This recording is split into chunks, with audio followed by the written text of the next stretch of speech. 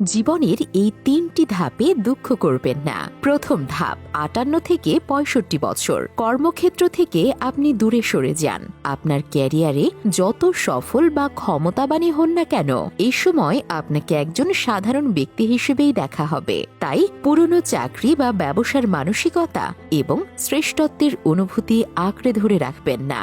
দ্বিতীয় ধাপ ৬৫ থেকে ৭২ বছর। এ সময় সমাজ ধীরে ধীরে আপনাকে দূরে সরিয়ে দেয়। বন্ধু বান্ধব এবং সহকর্মীদের সংখ্যা কমতে শুরু করবে।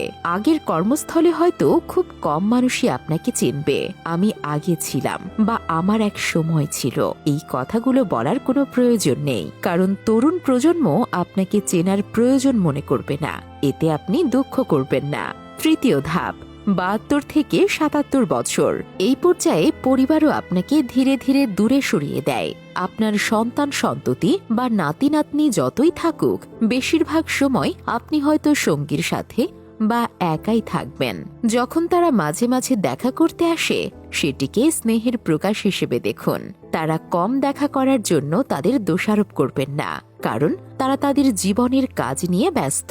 এবং ৭৭-এর পর থেকে পৃথিবী আপনাকে ধ্বংস করতে চায়। এ সময়ে মন খারাপ বা দুঃখ করবেন না, কারণ এটি জীবনের শেষ ধাপ এবং সবাই একদিন এই পথেই যাবে। তাই যতদিন সুস্থ আছেন, জীবনটাকে আনন্দে পূর্ণ করে তুলুন। আপনার যা যা ভালো লাগে তাই খান, পান করুন, খেলুন এবং যা ইচ্ছে তাই করুন।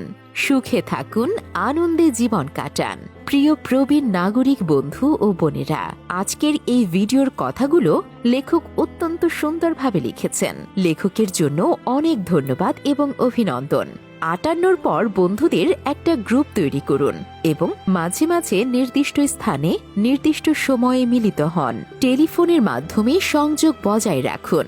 পুরনো জীবনের স্মৃতি শেয়ার করুন এবং একে অপরের সাথে আনন্দ ভাগ করুন। যদি সম্ভব হয়, আপনার সমবয়সী প্রত্যেকেই যেন এই মেসেজগুলো পায়, তার জন্য ভিডিওটি শেয়ার করুন। ধন্যবাদ।